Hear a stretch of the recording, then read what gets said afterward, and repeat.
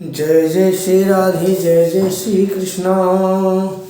मित्रों, मैं पंडित महेश पाड़ा श्रीधाम वृंदावन से, हमारा यूट्यूब का चैनल ज्योतिष सेवा वृंदावन, उसी चैनल के माध्यम से मैं अपने सभी दर्शकों का स्वागत करता हूं।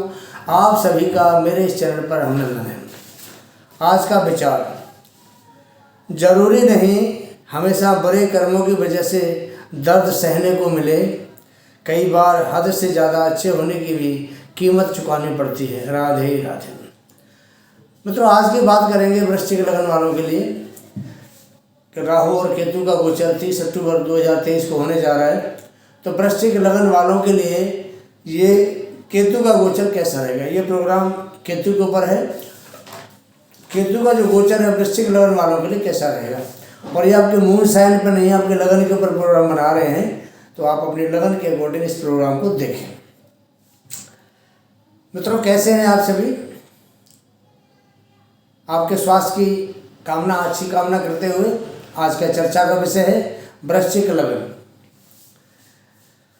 केतु और राहु, इनका जो गोचर है 30 अक्टूबर 2023 से बदल रहा है। दोनों अपना स्थान परिवर्तन कर रहे हैं।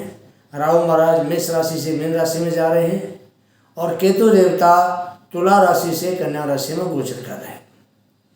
वृश्चिक लगन वालों के लिए केतु का गोचर 12वें भाव से निकलकर 11वें भाव में हो रहा है।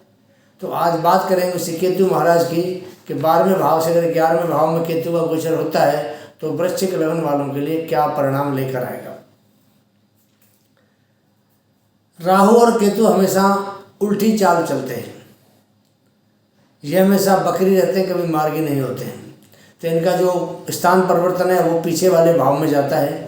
तो अभी 12वें भाव से 11वें भाव में हो रहा है, मतलब उल्टा चल रहे हैं। आमतौर पे जो कोई भी पाप ग्रह होता है वो पहला, तीसरा, चौथा, छठवां, 10वां और 11वां, इन भावों में थोड़ा परिणाम बढ़िया देते हैं। और बाकी 11वां घर एक ऐसा भाव है, यहाँ बैठ करके कोई भी ग्रह गोचर करेगा तो बढ़िया परिणाम देगा, और कोई भी ग्रह यहाँ अगर बैठा होगा जन्म के समय तो पूरी ज़िंदगी आपको लाभ देता रहेगा। क्योंकि 11वां भाव हमारी कुंडली में लाभ का भाव होता है, हमारी आय का भाव होता है, हमारे बड़े भाई का भाव होता है, मित्रों का भाव होता है, हमारी इच्छा पूर्ति का भाव होता है, और सबसे बड़ी बात क्या है कि हमारी मनोकामना जो होती है उनकी पूर्ति का भाव है। ये एक ऐसा भाव है जिसमें बैठ करके हर ग्रह अच्छा फल देता है आपको। कोई भी ग्रह यहाँ बैठ के खराब फल नहीं देगा, क्योंकि ना तो इसमें कोई ग्रह उच्च का बनता है, ना कोई ग्रह इसमें नीच का बनता है। यहाँ जो भी ग्रह गोचर करेगा आपको बढ़िया परिणाम देके जाएगा। और केतु देव भी यहाँ आके यही करने वाले हैं, आपकी इच्छा पूर्ति का अच्छा मौका आपको देंगे। आज हम इसी पर बात करते हैं कि हमारा, देखिए, एक हमारा जो पर्सनल जहाँ हम रहते हैं, एक हमारा नेटवर्क है, हमारी सोसाइटी है जहाँ हम रहते हैं। हम इस सोसाइटी के बीच में रहते हैं, लोगों के बीच में रहते हैं और नेटवर्क के बीच में रहते हैं। तो यहाँ पर हम लोगों से मिलते जुलते भी हैं सबसे। भाई, समाज में आदमी रहेगा, सोसाइटी में रहेगा तो मिलेगा जुलेगा, और मिलेगा जुलेगा नहीं तो वो जिएगा कैसे। तो हम यहाँ इस समय ये महसूस करेंगे जब केतु का गोचर हो रहा है कि कोई डॉक्टर हैं, कोई प्रॉपर्टी डीलर हैं, वकील हैं, कोई अच्छे रुतबे वाले लोग हैं, उनसे हमारा मेल जोल कुछ ज़्यादा ही हो रहा है। तो केतु ऐसे लोगों से संबंध बनवाने की कोशिश करता है। कई बार हमें ये भी महसूस होगा कि अपनी इच्छाओं की पूर्ति के लिए हमें बहुत ज़्यादा मेहनत करनी पड़ रही है, और इस समय अपने संबंध बनाने पर आपको पूरा ध्यान देना पड़ेगा। सबसे संबंध बढ़िया बनाइए, आपकी मंजिल आपको अवश्य मिलेगी। अपना नेटवर्क बढ़ाने की आप कोशिश कर सकते हैं, लगे रहिए, नेटवर्क बढ़ाइए अपना। केतु या राहु कई बार 11वें भाव में बैठ करके आपको अच्छा धन का लाभ करा सकते हैं। इसको बोलते हैं अप्रत्याशित लाभ, अचानक से लाभ आपको करा सकते हैं। महादशा अगर अच्छे ग्रहों की हो, अंतर्दशा भी आपके अनुकूल हो, और केतु जैसा ग्रह अगर आपके लाभ भाव में गोचर करता है तो आप ये मान के चलिए कि 1.5 साल का जो टाइम यहाँ गोचर करेगा केतु, ये आपको कहीं न कहीं से धन के एक आउटर सोर्सेज, इनकम सोर्सेज बढ़ाने में आपकी हेल्प करेगा। बाहर से कहीं न कहीं से आपके संबंध बनवाएगा, तो वहाँ से आपको धन का लाभ होगा। आपको मान, पद, प्रतिष्ठा केतु दिलाएगा। 11वां भाव इच्छा पूर्ति का भी भाव होता है। केतु हमारे धर्म की ध्वजा के रूप में विद्यमान है। इसको ध्वजा कहते हैं, धर्म की ध्वजा। तो यहाँ पर केतु देव आपकी हर इच्छा पूर्ति करा सकते हैं। शर्त यह है कि आपकी महादशा ठीक होनी चाहिए। अगर आपकी महादशा अच्छी नहीं है तो आप ज़्यादा लाभ की उम्मीद ना करें। ये बड़े भाई और जो बड़ी बहन वगैरह भी उनका भी भाव होता है, बड़े भाई का, तो हो सकता है कि आपकी अनुमान अपने बड़े भाई से हो सकती है।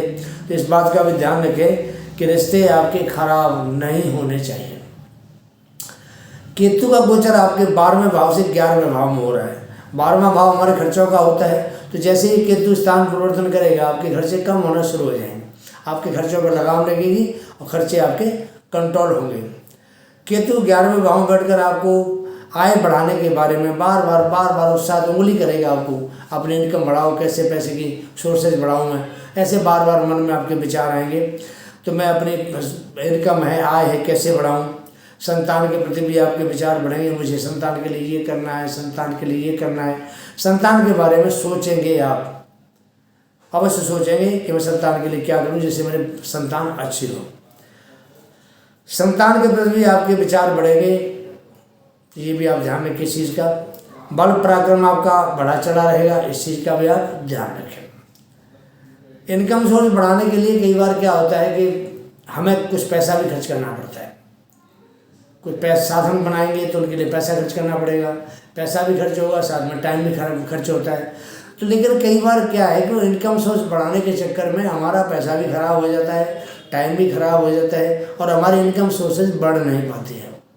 इसलिए आप जैसे हैं, मेरी सलाह है आपके लिए, वृश्चिक लग्न वालों के लिए, कि आप जैसे हैं, जिस हाल में हैं आप उसी हाल में रहिए, आपके लिए वो बहुत बढ़िया है।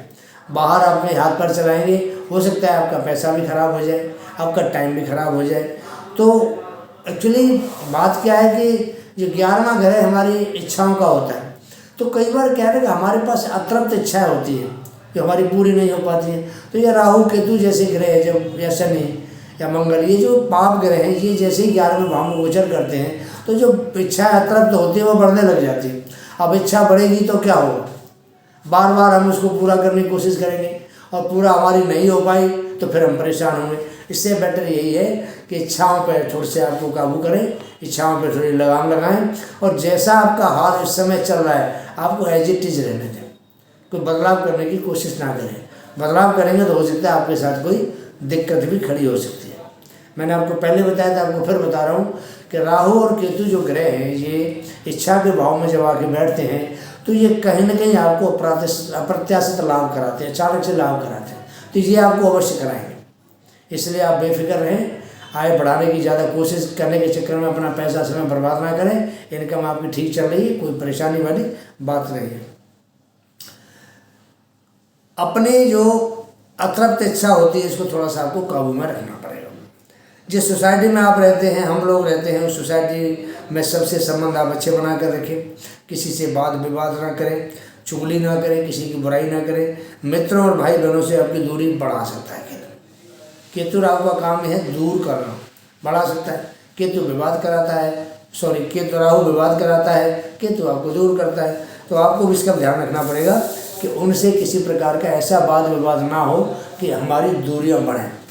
देखिए, दूरी बढ़ने में हमें फ़ायदा नहीं है, हमें फ़ायदा है दूरियों को नज़दीक लाने में।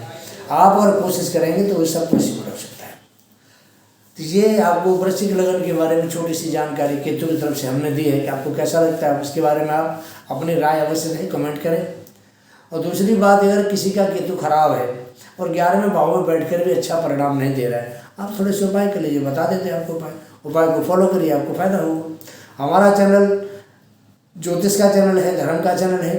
तो जो दर्शक हमसे नए जुड़ रहे हैं उनसे हमारी गुजारिश है कि सबसे पहले हमारे चैनल को सब्सक्राइब करें, लाइक करें और आपको हमारा प्रोग्राम पसंद आता है तो उसको शेयर कीजिए। उपाय के बारे में बात करते हैं। गणेश जी का ध्यान करिए। हर बुधवार को गणेश जी के 1000 नाम हैं, एक नाम के साथ एक दूर्वा गणेश जी की पूजा में आप हर बुधवार को चढ़ाइए, आपको लाभ होगा। एक गणेश अथर्व स्त्रोत का पाठ होता है, आप वो रोजाना करिए, आपको लाभ होगा। और गणेश जी की सेवा आप रोज करिए, उनका नाम लीजिए, लाभ होगा। गणेश जी का एक मंत्र आपको हम बता देते हैं, उस मंत्र का अगर आप 11-21 बार जाप करेंगे आपको बहुत अच्छा लाभ होगा। मंत्र है ओम गजाननं भूतगणाधिसेवितं